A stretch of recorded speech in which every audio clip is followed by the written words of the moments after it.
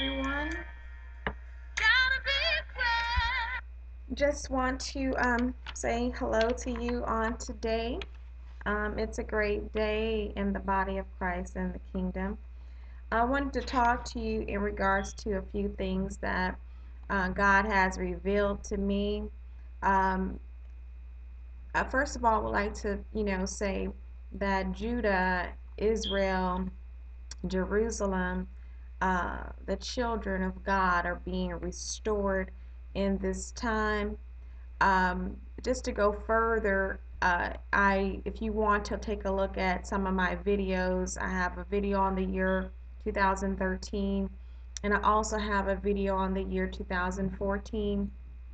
Um, the year 2014, or the Hebraic year of 5774, it is a very good time for the children of God. It is a time of deliverance and release, and would like to explain a lot of that to you.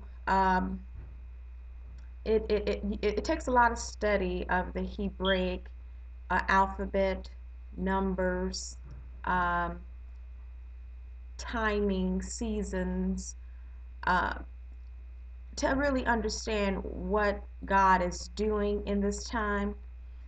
There's so much information I would like to bring to you today. I want to shortly talk about a few things to help us understand that the Bible does speak of two Hebrews in the Bible. He speaks of a Hellenistic Hebrew, which is Greek Hebrew, and he also talks about the Hebraic Hebrew. Just to give you some idea, if you look at the man in the Daniel's vision, where he saw the head of gold was the Babylonians. The Babylonians were original Canaanite people who were, very first people of the Egyptian empire. They were of a Canaanite Hamitic line. Shem, the line of Shem that Abraham comes through, he, if you look at Genesis, I believe 10, you'll see that Shem went into the Babylonian land, and they came into agreement with the Babylonians to build brick. And Babylonian, or Babel, it was a place where they were experiencing a lot of growth. They were worshiping Baal, and it was pagan. It was a pagan belief system. If you look up Nimrod in the Genesis chapter 10, it says, and Nimrod was a mighty warrior before God. But in Hebrew, before means against as well. And he was a gatherer of men. And if you look up in Hebrew, a gatherer of men can also mean an enslaver of men, or a place where men are brought to and stationed. And so if you want to look at Nimrod as being a mighty warrior and a mighty gatherer of men, he conquered many of the other neighboring towns around him and became the ruler of these neighboring towns. And one of those places through time was the children of Judah and things of that nature. But what happened was, it was a time when Shem went over into the place of Babel and created bricks, and God, he dispersed everyone, but just the history of the Shemitic line and how they kind of sort of got mixed up. There was a lot of nomadic movement, just constant moving here and there. Abraham was the first of the Shemitic line that was told to come out from his people who had wandered into this pagan belief area, and had adopted the pagan Babylonian ways. And Abraham was told to come out from his people. And God showed him the Hebraic ways, the original Eber, which is an ancestor of of Abraham. And so he showed him the ways of the Hebraic ways. And so that's a little bit of how, uh, you know, the history of Shem and Ham line, and why Abraham had to be called out of this pagan Babylonian place, um, and uh, understanding um, the Proto-Egyptian time. Now, the Babylonian time of Nimrod or Nebuchadnezzar. Nebuchadnezzar seems to be a series of words and not just a name. It looks like it's identifying where he's from and uh, where he rules, where he's from and where he rules. And I'm doing some more studying on the Hebraic word or breakdown of Nebuchadnezzar. Um, anyway, back to um, you know, these two different times. Okay, so the image of Daniel that Daniel saw the Babylonian golden head. Under that came Ishmael. Ishmael enslaved Isaac. Ishmael is now known as Persia, Iran, um, um, that empire came into Egypt or Jerusalem, and they ruled this area. Okay, and so in that time,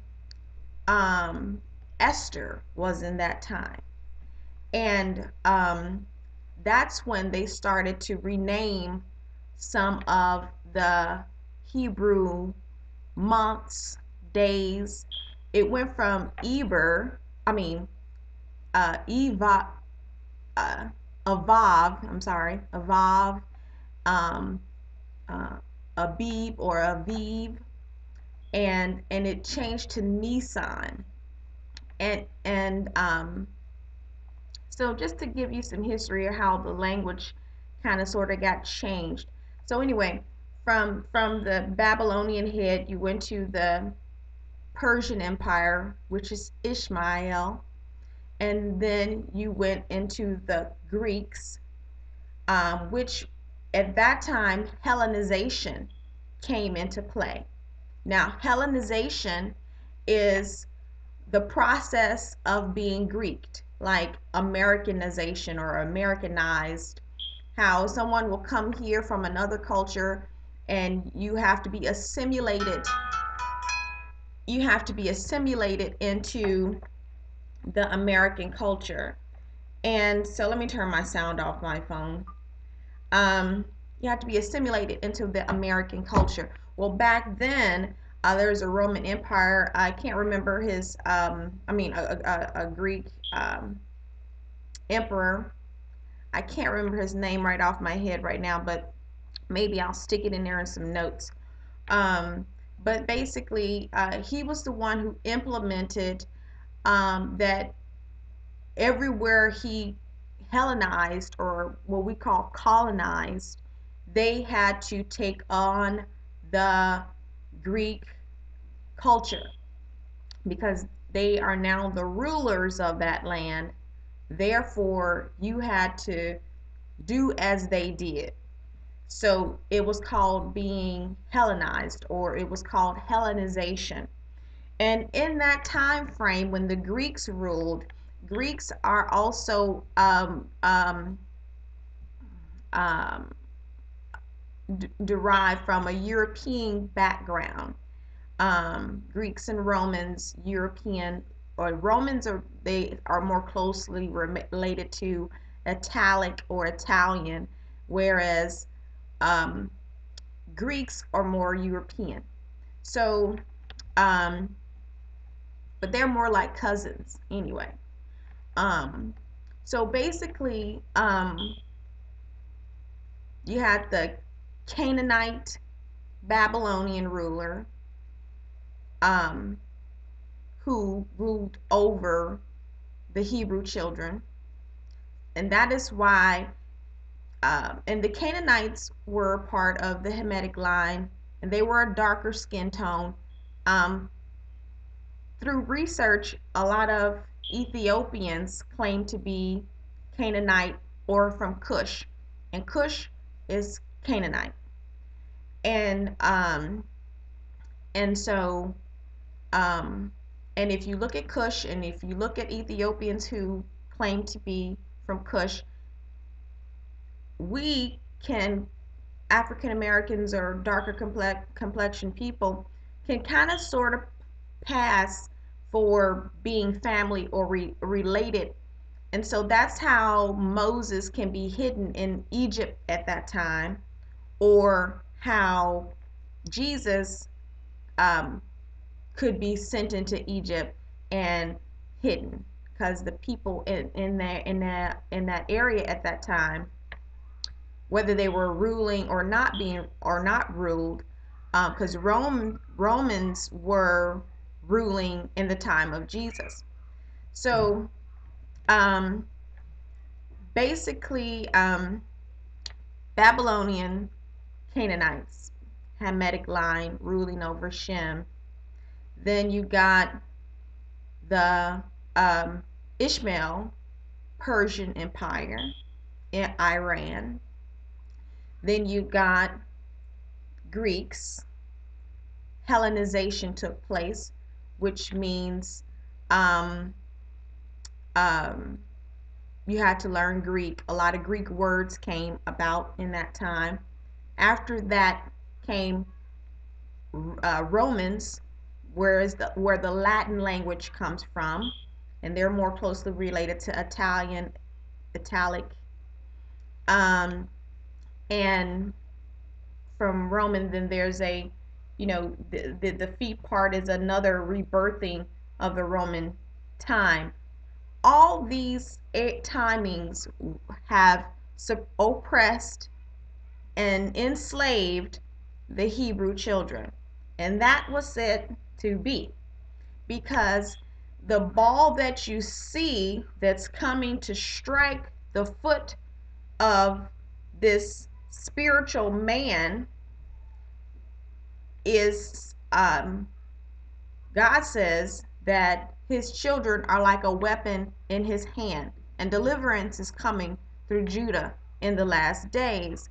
So, um, so if you look up in Hebrew what a weapon is, um, and things of that nature, and you look up the scriptures about Judah and the children of God being a weapon of God, and things of that nature, and the words are going to be of God, is what's going to really come down on the second time of Rome, the rebirth of Rome, the new resurrected Rome.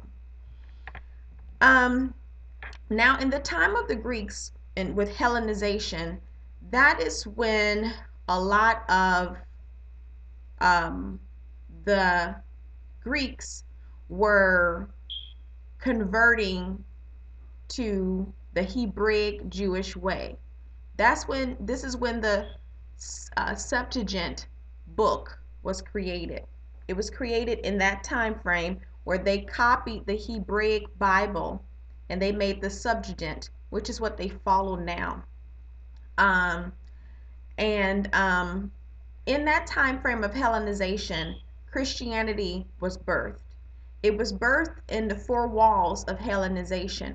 So they couldn't take on all the aspects of the Hebrews because the Hebrews were very powerful, and because God was on their side and showed many demonstrations of power, um, the whole thing was to take away their heritage, take away their knowledge, to destroy their temple, destroy their knowledge. They felt if they destroyed their heritage, their knowledge, their language, took away their language, they wouldn't be able to be a powerful nation, and they'd be able to be wiped off the face of the earth, as said in Psalms, I believe 83, how they came together as a confederate to plan to wipe Israel off the face of the earth. And one of the things that they wanted to take away from them was their heritage, their language. Um, well, the thing is that in the last days, God is going to be giving the children of God back their pure language. And you can find that in Zephaniah 3 and 9. And the pure language is the language before it got chopped up and made into so many other different versions.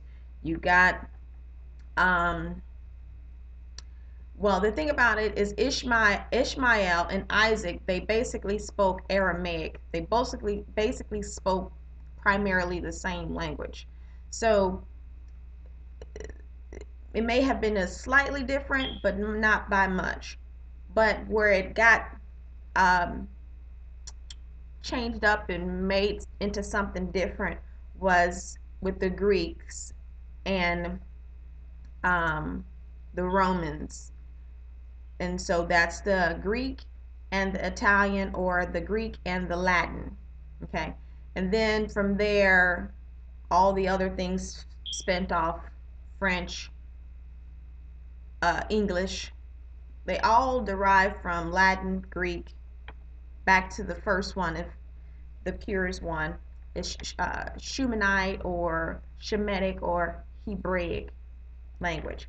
God says in Zephaniah 3 and 9 that he's going to give them back their pure language. And it also talks about giving them back their heritage and things of that nature. Okay, let's get into some scriptures about the Hellenistic Jews.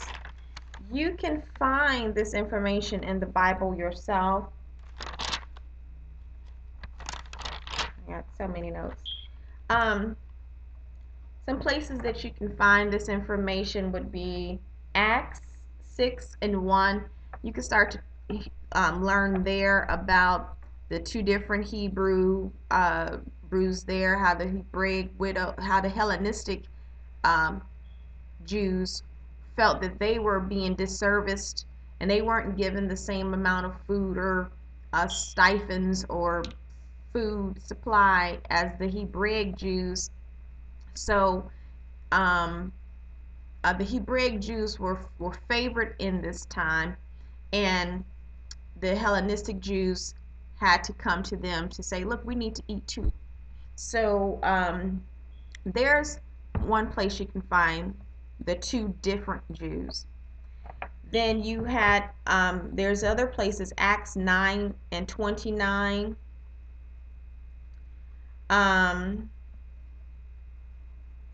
It speaks of Hellenistic Jews trying to kill, I believe it's Paul. I didn't write that note down. Then you can go to Philippians 3 and 5. Paul at that time was saying, I am a natural bloodline Hebrew, and I went to school under the Pharisees, and I've learned the way of the Pharisees. So I am a Hebrew by blood, and I have gone to the school of the Pharisees, and I am a Pharisee as well. Now, if you look up what a Pharisee and a Sadducees was, they were the top people in the synagogues. They were like the Republicans and the Democrats in the White House. The Pharisees,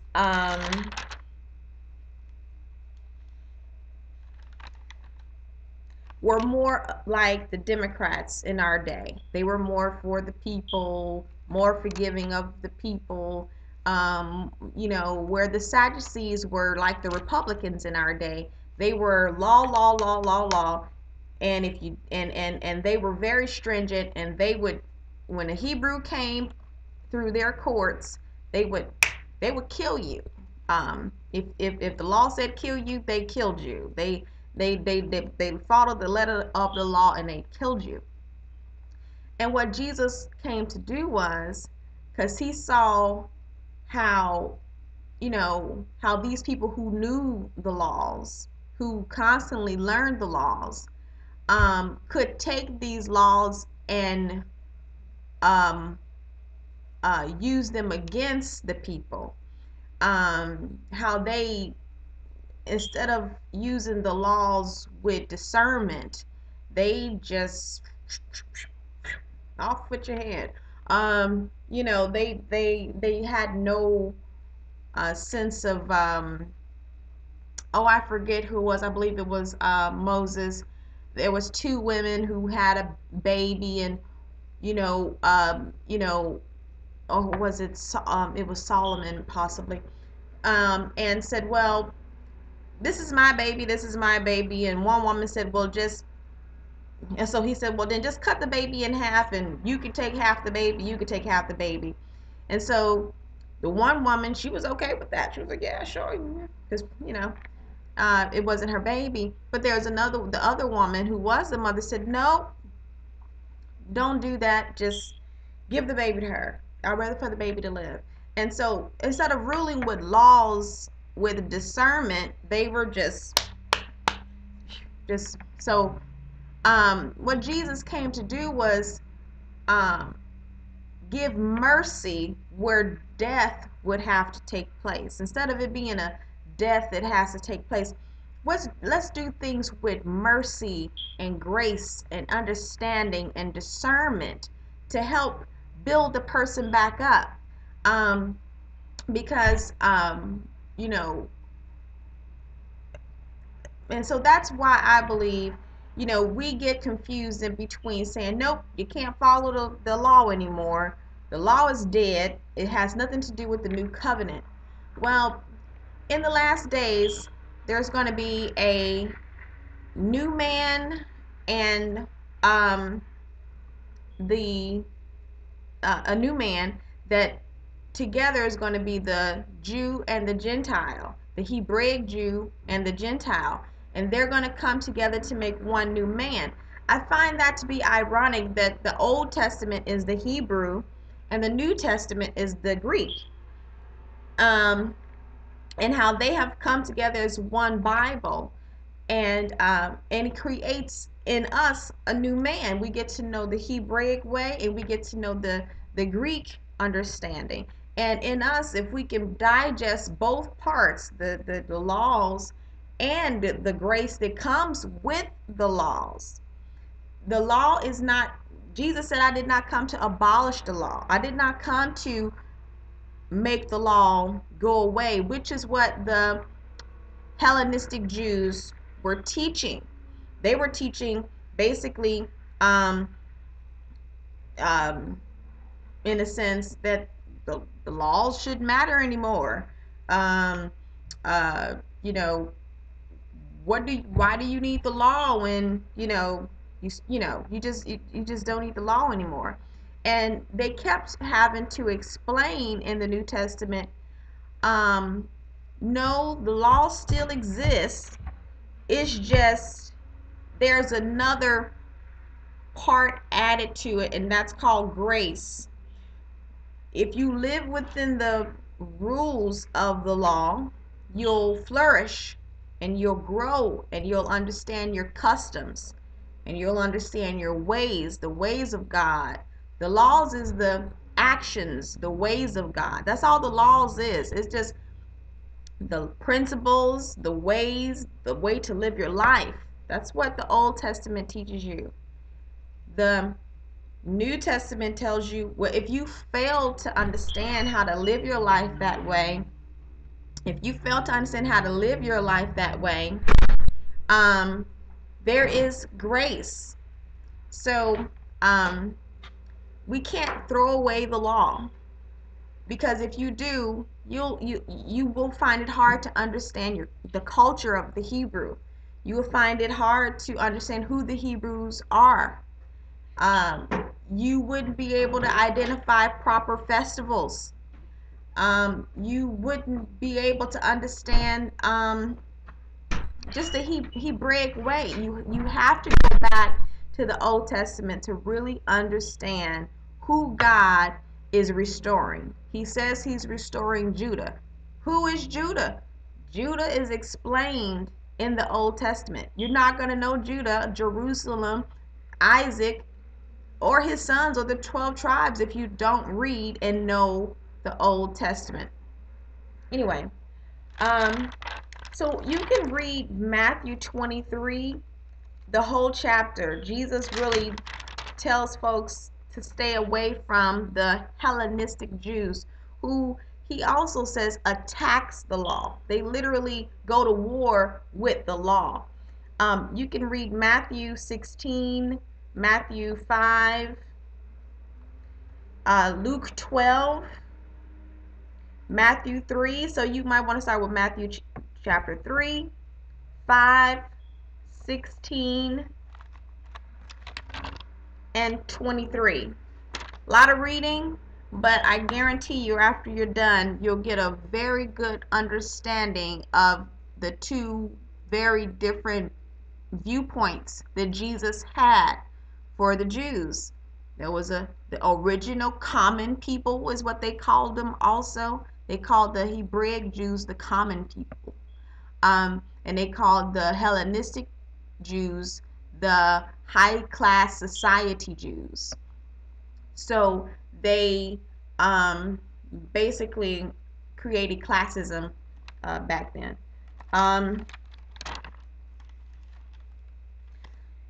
If you look up what Jesus called the Hellenistic Jews, he called them hypocrites.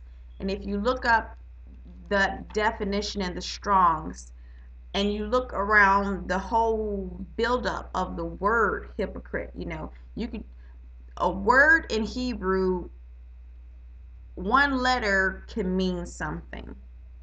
Like in Abib or Aviv, the A, Aleph, which is the first letter in spelling Aviv, means the father. Bet is the house or the womb.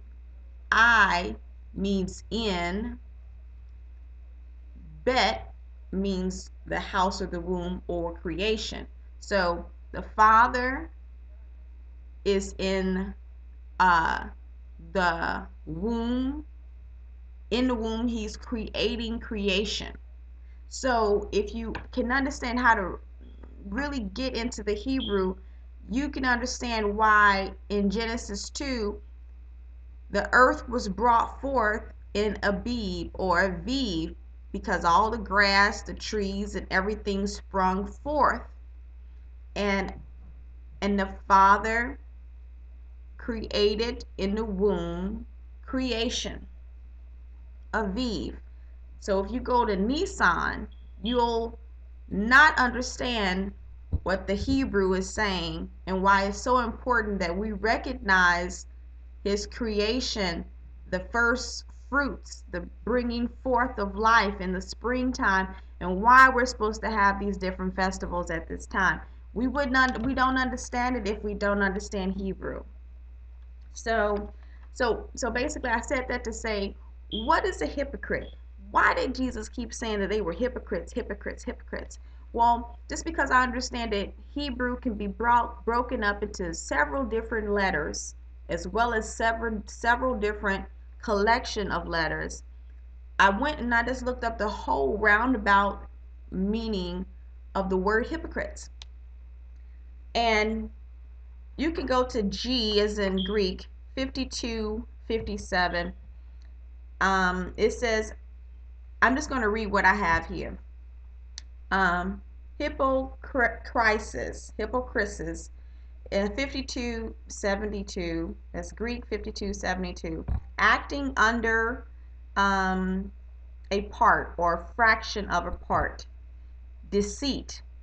So it's acting under a fraction of a part, which is deceitful. Okay.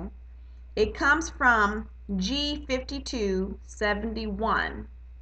And G5271 is from G5259 and G2919.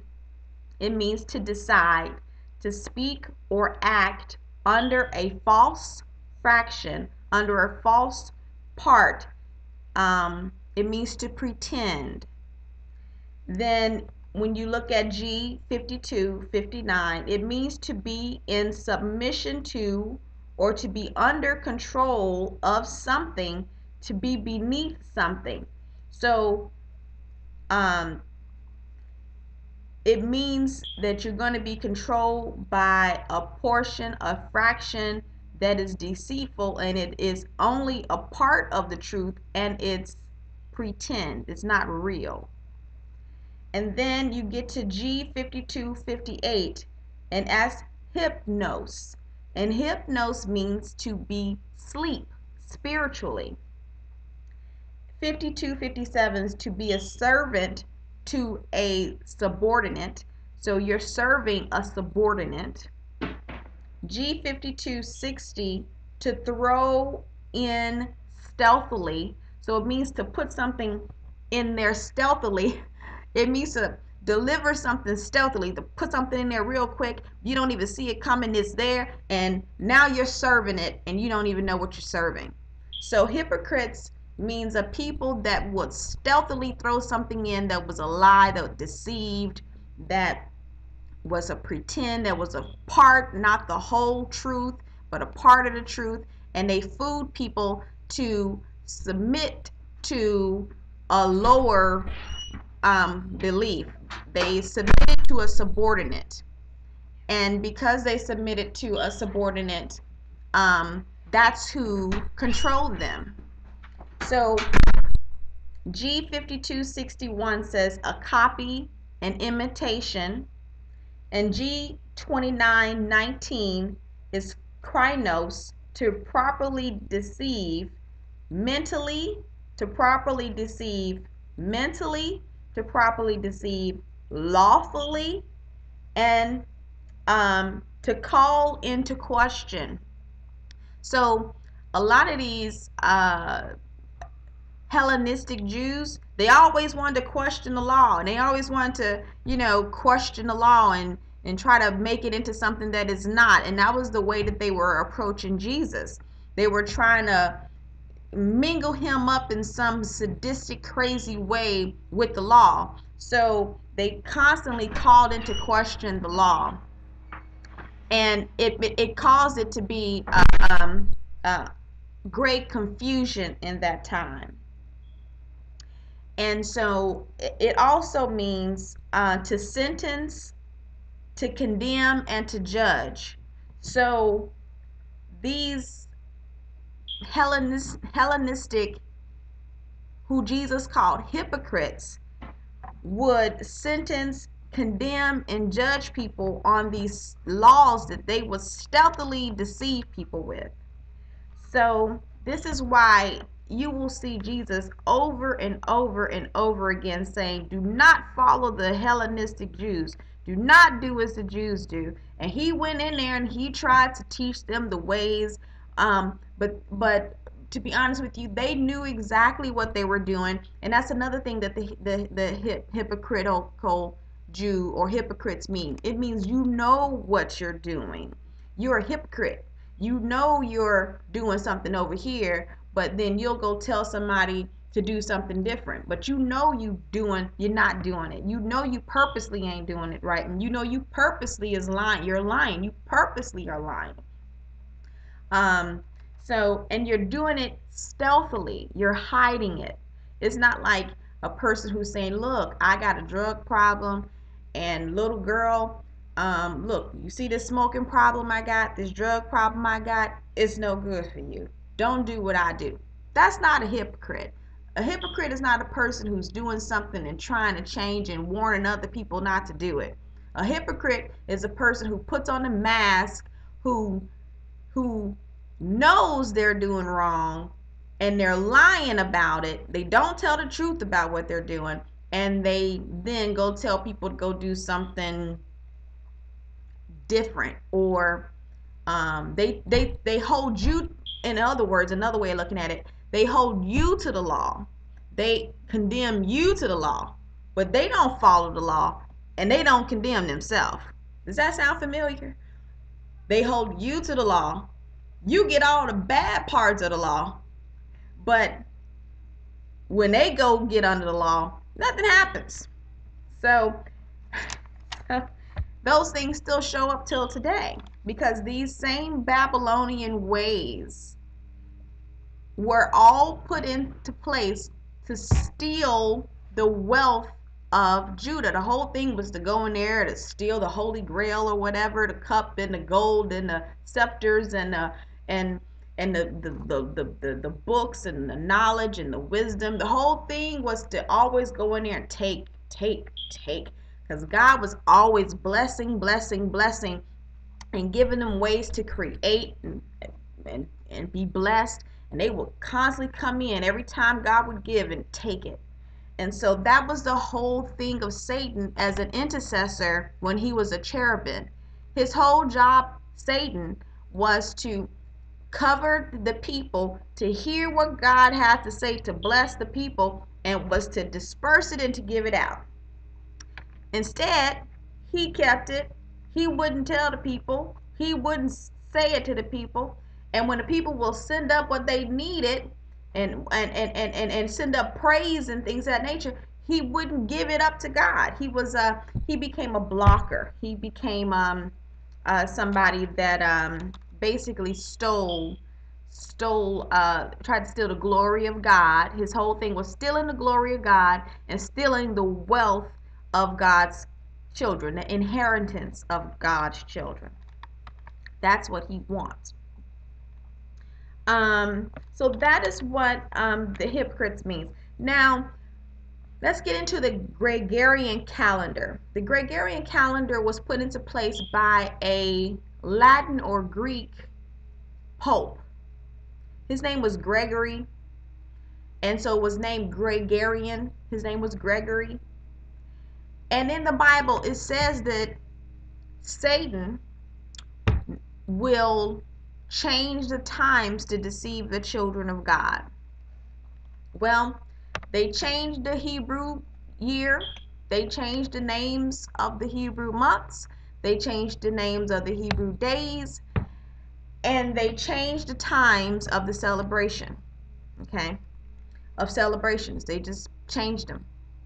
So what happens is they connected these festivals and these worships, times of worship, to the blessings of the Hebrews, and they went and started doing them, because if there's a portal, if there's a door open, and you figure it out when that portal is open, their whole thing was to shift the Hebrews totally out of the way, stand in the door, and take the blessings. So what happens is restoration in this time means the thief that came to steal is now being shifted out of the way, and the Hebraic people are being repositioned to receive what's in that open door. They're being restored. They're being restored their heritage. They're being restored their culture. They're being restored their language. And these people are going to have to bring to the feet of the Hebrew children, of the children of Jacob. They're going to have to bring to the feet of them their blessings in order for them to continue to be blessed. Because in the last days, they are the ones who are going to be sustained and so-called be the lender and not the borrower. And it's the latter rain. So I think I've given a lot of information right now. The only thing is that Now, when it comes to Abib or Aviv means green, and it takes place right now between March and April. First day is the uh, uh, 14th with the Passover. 15th is the day that they left. I studied Moses. Moses petitioned Pharaoh for 21 days, and 21 means an open hand of God, that is bringing distress to one and covering and blessing another. So one is covered and being led and blessed, where the other one is, you know, got the gavel and they getting the judgment. And then on top of that, he delivered them. The Passover came on the 21st, the 21st day that Moses was petitioning Pharaoh, which means that distress and at the same time deliverance. But the day of the month, the calendar day, was the 14th of March, or the 14th of Aviv. Now the 14 is significant as well. It means the hand of God at the open door. So here it is, you got 21, distress for some, and the covering of another, coming alongside with the same date as the working hand of God at the open door. So on that same day, the power of 21 was at play and the power of 14 was at play, which means the open door, covering, deliverance, distress, judgment, death. That's what it means. On the 22nd day, which is the 15th, we're supposed to celebrate first fruit. The 22 in Hebrew means the light of God, the sons of light. The glorified sons. 1,000 means glory. 22 means sons of God, or glory, and 22,000 is spoken of a lot of times when it comes to when the Levites and everybody was set up. 22,000. It was specifying the setting up of the glorified sons. So 22 means the sons of God. First fruit, the sons of God. First fruit on the 22nd day after Moses first started petitioning Pharaoh. It was the 22nd day on the 6th, on the I think it was the evening of the 15th going into the 16th. So the 22nd day, because it starts in evening times, the days and everything. But anyway, 22 means the sons of God, and so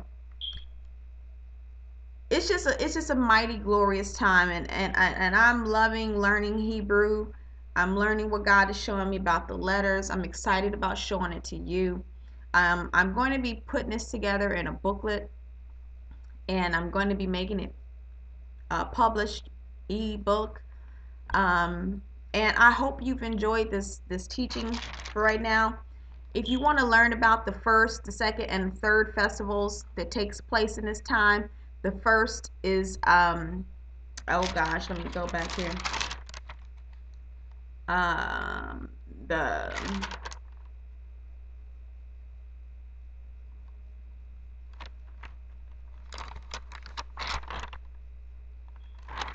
okay, the first is the celebration of the first fruit, and then the second is the celebration of weeks, which is 7 weeks, which is the time frame that it would take for the crops to grow.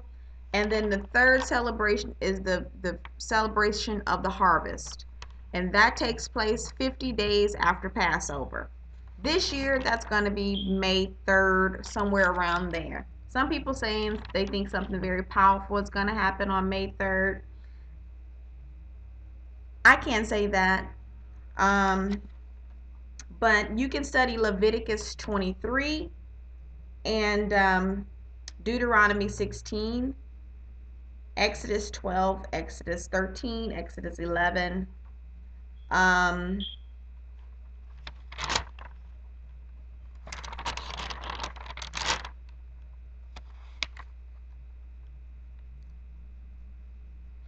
If you want to count the days of Moses and how long it took for Pharaoh to let them go, you can start at Exodus 7 and read through Exodus 11. Now, another thing that I think I'm going to do another video on is Abednego, Abednego. A band means to keep or to make work, and nego means to deny. So it's also closely related to Negev or Negev or Niger or Niger, and those the ancient map shows that Negev or Negev or Niger was in the southern part of Israel. Look it up for yourself. And Niger, Negev or Negev is still in existence, and there's Israel, there's northern Israel, southern Israel, and over to this way you'll see Niger and things of that nature. Now in Latin, all the different formations of Niger, Nego, Niga, Nega, Nego, Negeb, Negv, all those mean the same thing: to deny, to refuse, to say no, to say not true. That's what that means. So anyway, I'm going to, say to you, I hope you enjoy studying Psalms 83, Genesis 2 for the creation when it sprang up in Aviv, Matthews 3, 5, 16, 23, Mark 8, Luke 12, I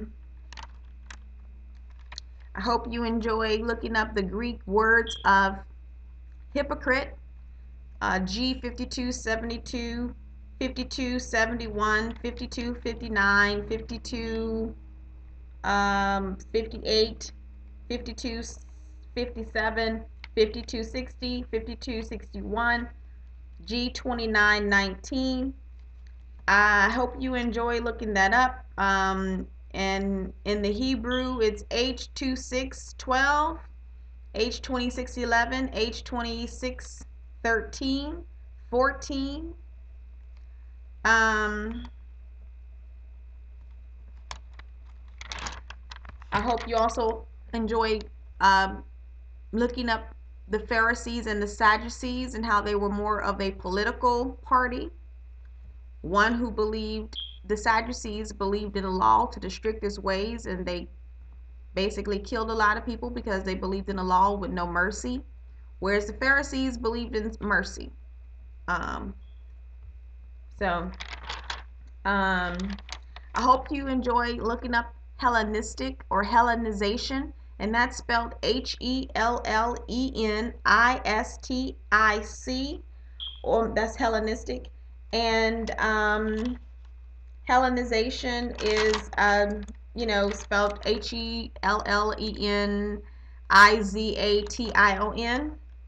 I hope you even look up the origination of the synagogue, you'll see that it originated from Greek and nowhere near Latin or Hebrew. It's totally Greek, synagogue. It means a place to study the laws, where in Hebrew it was the holy assembly, sanctuary, or temple, which is the place of prayer. The Septuagint was the copy of the Hebrew Bible.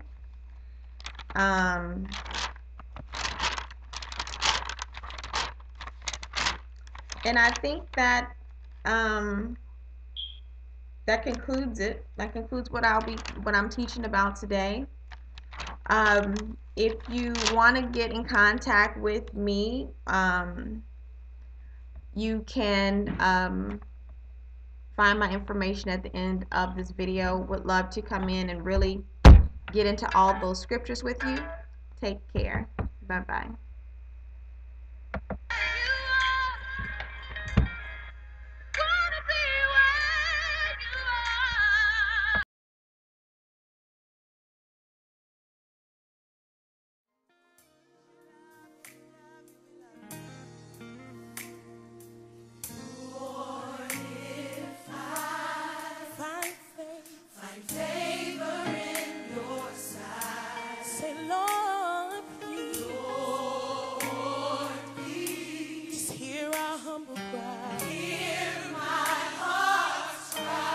Desperately wait,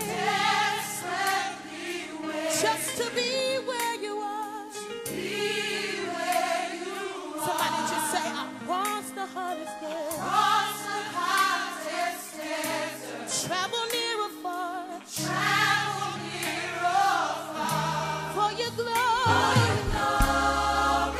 Come on, just say, I will do anything. Just to see